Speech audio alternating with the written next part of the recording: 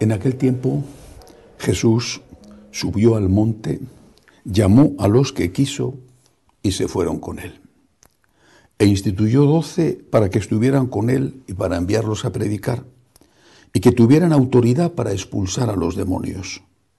Simón, a quien puso el nombre de Pedro, Santiago el de Zebedeo y Juan, el hermano de Santiago, a quienes puso el nombre de Boanerges, es decir, los hijos del trueno, Andrés, Felipe, Bartolomé, Mateo, Tomás, Santiago el de Alfeo, Tadeo, Simón el de Caná y Judas Iscariote, el que lo entregó. Palabra del Señor. Gloria a ti, Señor Jesús. Uno de los debates que hay hoy en la Iglesia, alentado por un sector que de alguna manera se ve representado en una parte considerable del episcopado y de los laicos de Alemania, pero no solo allí, está reclamando el sacerdocio de la mujer y considera que si la mujer no puede acceder al sacerdocio es una discriminación contra ella. La Iglesia, Juan Pablo II, como este tema estaba ya entonces, lo dijo claramente, lo ha repetido. El Papa Francisco, la Iglesia dice que no tiene el poder para hacerlo. No que no quiera, sino que no puede hacerlo, no tiene el poder para hacerlo. ¿Por qué? ¿Por qué? La respuesta viene en el Evangelio de hoy. Vuelvo a repetir la frase inicial. En aquel tiempo Jesús subió al monte, llamó a los que quiso. A los que él quiso llamar, les llamó. Y también este querer puede entenderse como sinónimo de amor. Llamó a los que amó, porque los amaba, los llamó y al llamarle los amó. Pero entendámoslo en sentido de voluntad. Llamó a los que él quiso llamar. ¿Es que no había mujeres? Seguramente su mamá, la Santísima Virgen, no estaba en ese momento con él porque habitualmente no le acompañaba en la vida pública. No iba con él de un lado para otro por la edad y el Señor sabía que tenía que tenerla protegida. Pero desde luego sí que había otras mujeres. El Evangelio lo dice, que eran muchas además los que iban con ellos, les cuidaban y les ayudaban con sus bienes.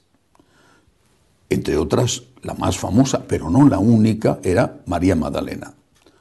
María Magdalena fue, después de la resurrección, la evangelizadora de los propios apóstoles.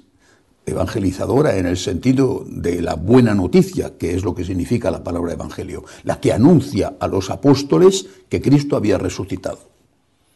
María Magdalena era una persona a la que el Señor quería muchísimo. Y otras, Marta y María, las hermanas de Lázaro, habla el Señor, habla el Evangelio de una tal Juana, mujer de Cusa, superintendente, el ecónomo, el administrador de los bienes de Herodes. No llamó a ninguna, podría haber metido alguna al menos, ¿no? De 12, bueno, pues mira, 10 hombres y 2 mujeres, una representación, una cuota, la cuota femenina, bueno, que después ya la iremos aumentando. Pues no. ¿Por qué? Pues que no sabemos por qué. Pero es lo que él hizo. Hay, por supuesto, una respuesta teológica diciendo que el apóstol, el sacerdote, representa a Cristo, que era varón, que era hombre, y que por lo tanto solamente pueden ser sacerdotes los varones, los hombres. Es una respuesta que da la teología, por supuesto, razonable y acertada. Pero en último término está la voluntad del Señor. Y por eso la Iglesia dice, no tenemos el poder de hacerlo, no podemos hacerlo. Si Cristo no lo hizo, no podemos corregir a Cristo y decir, eras un machista empedernido. Y lo tuyo fue una discriminación contra la mujer que tenemos que corregir. Tú estabas equivocado. La Iglesia no puede hacer eso. Algunos a lo mejor piensan que sí, pero la Iglesia de verdad no puede hacerlo. Y si lo hace, dejaría de ser la que transmite el mensaje de Jesucristo para convertirse en la que corrige a Jesucristo, desprecia a Jesucristo y por tanto traiciona a Jesucristo. primera enseñanza del Evangelio, y sacado simplemente de esta palabra, de esta frase: llamó a los que él quiso. No es la única enseñanza. Llamó a los que él quiso. Pero ¿quiénes eran? El número evidente, 12, representaba a las 12 tribus de Israel. Hasta ahí está claro, es fácil de interpretar. Dice que los envía a predicar. No los envía a crear comedores, hospitales, dispensarios, y eso es muy importante, y la Iglesia lo ha hecho y lo sigue haciendo, sino que los envía a predicar. Es decir, la primera misión de estos seleccionados de entre todos, hombres y mujeres que le seguían, es evangelizar, predicar. Primera misión. Y les dice que les da poder para que tuvieran autoridad sobre los demonios. Es decir, les envía a predicar, a transmitir un mensaje concreto, no el que ellos quieran transmitir. Su interpretación del mensaje de Jesús, a mí me parece que, sino el mensaje de Jesús. Han estado con él, le han visto, le han escuchado, y ahora vais y lo contáis. Esa es vuestra tarea. Y esto tiene que ver directamente con la expulsión de los demonios, es decir, con la lucha contra el pecado. Por eso Jesús es el Cordero de Dios que quita el pecado del mundo. Para esto ha venido, para quitar el pecado del mundo. Porque quitando el pecado del mundo se acaban las guerras, se acaba el hambre, se acaba la injusticia, se acaba todo. Porque lo que nos hace sufrir es precisamente el pecado. El pecado es la raíz que tiene muchísimas ramas, y esas ramas son todas las que, de una forma o de otra, en el cuerpo o en el espíritu, nos provocan dolor. Tercera enseñanza. ¿A quién llama? Es muy interesante. Cuando uno ve los nombres, investiga sobre quiénes eran, descubres cosas tan apasionantes como esta. San Mateo, que después fue uno de los evangelistas, San Mateo era un publicano. Un publicano no solamente tenía muy mala publicidad, mala imagen, el publicano Mateo era un ladrón, hasta que se encontró con Jesús. Pero era un ladrón. Los publicanos eran los que cobraban los impuestos para los romanos. Era un colaboracionista con el invasor. Pero se quedaban con una parte, cobraban extra y se quedaban con una parte para ellos. Eran, por lo tanto, gente rica. Era un ladrón, era alguien despreciable para el pueblo de Israel.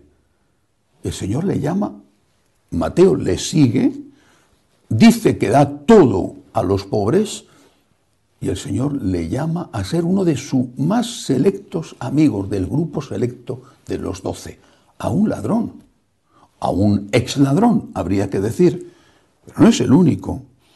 Esta versión dice que hay entre los que llama Simón el de Caná. Bueno, Simón el de Caná en otra versión, en otro evangelio le llaman Simón el celote. Los celotes o celotas, en otra versión se le dice Simón el sicario. Los celotas tenían una navaja, un cuchillo, era la sica. Los sicarios, los celotas, eran terroristas contra los romanos. Era el grupo armado a favor de la independencia de Israel, que pocos años después de la muerte de Cristo provocan una rebelión y que termina en el año 70 con la destrucción de la ciudad de Jerusalén. Los celotas eran todo lo contrario a San Mateo. Mateo, colaboracionista con los romanos, los celotas, enemigos jurados de los romanos, que organizaban asaltos a las patrullas cuando eran pocos, o iban y los buscaban a los soldados, los mataban cuando estaban aislados.